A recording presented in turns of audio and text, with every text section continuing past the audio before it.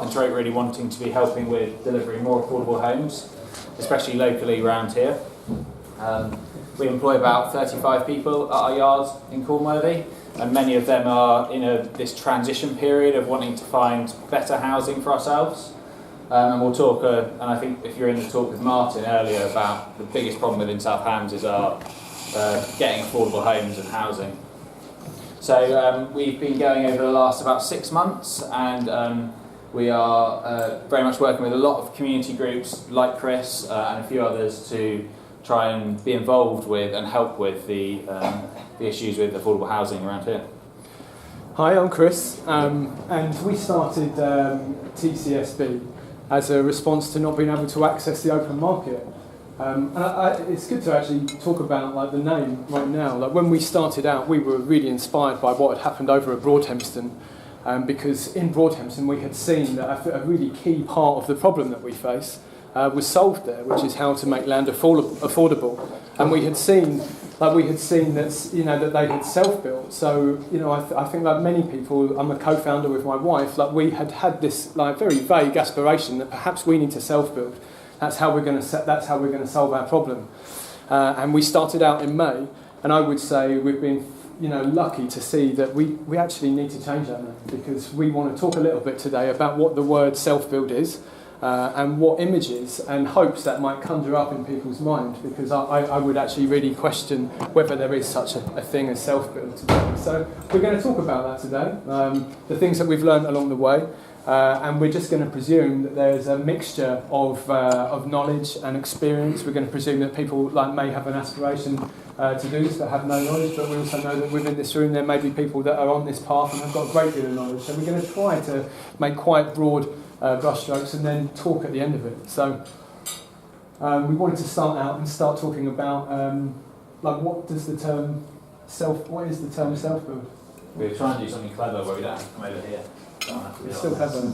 It is. I'll see if I can get it working. Yeah, okay. So we just wanted to start out and maybe start and be a little bit of conversation now. So we need your participation. But what does this word self-build conjure in your mind? Can I just get some people to volunteer some ideas forward? The individual pioneer, trailblazers, yeah. That's right. Cutting down the tree. Yeah, axe, yeah, exactly, chainsaws, yeah. Can I ask a different question? What is the relationship between these two organisations? We're friends. We're friends. No other relationship? No. Okay. Yeah. So we're just, I suppose we're a company fundamentally, an employee-owned company locally. Right. Chris is a community group. We're a project. We're a community project, and Luke and I have got mutual friends. Carpenter Oak. We've got mutual friends at Carpenter Oak, and we have basically seen that there is a fundamental problem to solve within this, and and I think this becomes a hobby for people. We've enjoyed speaking about this problem together. It's quite boring, to go down the pub and talk about, but we feel that the solution to this problem must be quite simple, something we can figure out. So, but what we wanted to start talking about is we've had sort of trailblazing, this image of a person, felling trees and building a house. So, but what else do people think self-build might be? To save money. Save money, yeah, absolutely. Affordability. Bit of control. Control, yeah. Or maybe that's. But what is the process exactly? I think we sort of. As far as budget, design, look. But then now we're getting into why we might be doing it. But what is self-build actually? What is the process? Because this is a question that if I'd have been asked this last year, when I had walked onto Broadhemston's site, I actually couldn't have answered what is self-build exactly, but I knew I wanted to do it. But what am I letting myself in for exactly? And I found that it's a funny term. Have you got any other ideas? A lot of hard work, definitely, not for the faint-hearted, yeah. I mean, you're planning it and then you're doing it. Yeah. You're getting involved at all stages of the Yeah. build. Yeah, it's a challenge, yeah. So it's project management. Yeah, project management. You can't do all of that. Obviously, Yeah, absolutely, yeah. Shall we flick this? Yeah. You could buy a site and then pay a builder to build a house on it. Exactly. Are you a self-builder? You are. Should we flick through? Because this is exactly the point that we wanted to get. If you commission a turnkey home and you basically pay someone to do all of the processes and you get given the keys, you're a self-builder. We're a design and build company. Yeah. It could also involve you hiring an architect. It It could be using a contractors to build a design that you've come up with or you've worked with and you're involved with a lot more. Project management, and so as you were saying, actually it's not just, it might not necessarily ever be you getting your hands dirty and laying blocks or digging foundations and things like that. But some of the biggest and most difficult bit of people is actually managing the whole process, ensuring you've got orders and materials, and then there's custom builds, which is a new phrase that's come out, especially out of NAXPA, which is the Self and Custom Build Association, over since the white paper in about 2011, which is trying to promote self-build on a bigger scale around the UK. And that is much more of commissioning a turnkey house. So you are working with an architect to design a house, but actually you never end up building it. Do you want to talk about that one? Yeah, I think so. Yeah, I'll talk a bit about that. Self-build and self-finish. Is this broad? Like the self-build is this broad term that I think that, like, if I reflect, I don't think I actually understood when I embarked on this process. I think that it was a clue towards finding a solution to the problem that I think everybody faces if they don't have housing security. So self-build I would describe as being really difficult to pin down, but self-finish is something which is emerging, which is a bit of a hybrid of custom build or using a design and build firm, which is that you can take, let's just say, a building up to a shell, make it watertight, and maybe you want to finish the inside. Maybe that's something that a group could do together. And then we've got the last three here, which basically, this is what it comes down to. Do you like the transition? I'm glad. Nice. Yeah, a lot of work went into these transitions, guys. I'm glad it got a response straight away. I wasn't just sitting here waiting to point them out. But this is what it really came down to. When we started as a TCSB as a project, we started to talk about all of this stuff. Finding land, securing financing, getting planning. That's where the rubber hits the road. And if we can find solutions to these things, then there's a project. So that's what we're going to sort of expand a little bit on. Any thoughts on that, Luke? Yeah. So I think a lot of us talk about the idea of building a house, designing it, getting our hands dirty, and that's great. But actually, the real blockers for us locally around here is the finding land, securing the planning, and organising finance. Because those things, and we'll talk a lot more about projects in Europe and about how they've solved that.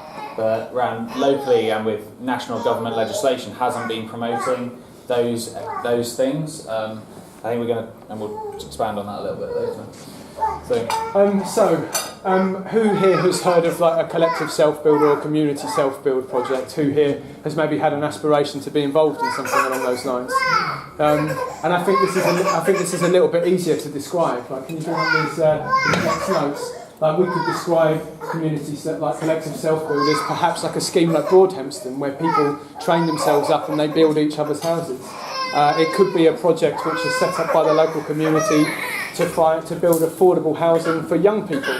So you might be in a situation. You might have a community self-build project which aims to make sure that people don't get priced out of the community that they grew up in, it could also be, you could describe collective or community self-build as a group of friends who want to create some kind of community. So I think there's a lot of terms that could be used there. And let's open up some more ideas on different models. I'm not going to get too deeply into this. We can come and find us afterwards. We can talk about it. I was going to say, should I just go back to that last slide? Actually, yeah, sure. Okay, yeah. Is that the bit about collective self-build? One of the massive benefits of that is that we all have got lots of different experience, and we've all got, if you've got a group of 10 people, 10 friends, or whether you're a community land trust and formalise that, you've all got lots of different experience and you can come from different angles. So there's a great ability to be able to bring skills and knowledge together and be able to share that. And that sharing not just only helps create that community, but also allows you to be able to do the project a bit easier because you've got somebody who's an architect or somebody who's a bricklayer, and you can all utilise those skills and share that. What we figured out, we're going to sort of touch upon this throughout the talk, but we have figured out early on that to solve the problem of land, the aim has got to be just quite clear and quite specific. And what we have basically figured out is that to incorporate and create a corporation, it's the place to get to. and how to get there. Like there is a need to kind of understand how people organise themselves, and here are some ways that people have done it. Mutual home ownership societies. These are very clever schemes. Like Lilac in Leeds is one of them, where it's possible to create a legal entity which will own the properties which are built on top of a community land trust, and then people who want to move into a development where there's an MHOS, they can then buy shares, in equity shares, into that society and start repaying the cost of building the home. To do that, you need a community land trust. Who's heard of a community land trust in here? Can you put your hands up? Yes, it's a great part of the world to be able to talk about part of these things. I find it amazing that there's something like this for a community of 8,000 people for Totnes and the surrounding parishes. There's so much knowledge of what these things are, but how to get there is really key. What's the next? So co-housing, which is another way of allowing. It's an easier way to dealing with the finance options of building your own house. It's very much the same as the Mutual Home Ownership Society in terms of it deals with that side of or one of those issues to do with financing a project. That actually, if you've got a collective group of people that have got different financial needs, if you can bundle that up into a package, that's a lot easier to deal with from a bank or building society that will loan to you. It's also a great way of actually being able to share a variety of other things, and we'll talk about a couple of projects later on that have done that. Do you want to next one? Yeah. No. And a housing co-op is another route to. There's another route to incorporating and creating a legal entity, and there are different pros and cons. There is. If you create a community land trust, you might be eligible for specific funding that you wouldn't be if you were a housing co-op, and vice versa. It might be easier to, let's just say, create a housing co-op with very specific aims, whereas community land trusts, they cast a much wider net, and it can be a little bit trickier to focus the group of a community land trust. Not impossible. They're great, but there are pros and cons to do it. Creating a legal structure. Just like that. Yeah. So the next stuff. Let's do a bit more conversation. Why we spoke. There were some things that you were saying earlier about why we would self-build. Should we recap what some of those were? You were saying you get to design and. Yeah, it's fundamentally people want to live in houses, and if they've got some sort of control on the type of structure, it's got all the way it's built, all the materials.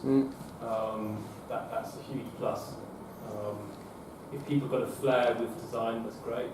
But often you're just looking to experts to guide them. So you've got so many different levels of skills. Yeah. But it's exciting. Very exciting. Yeah. And why would anyone else in this room consider taking this path?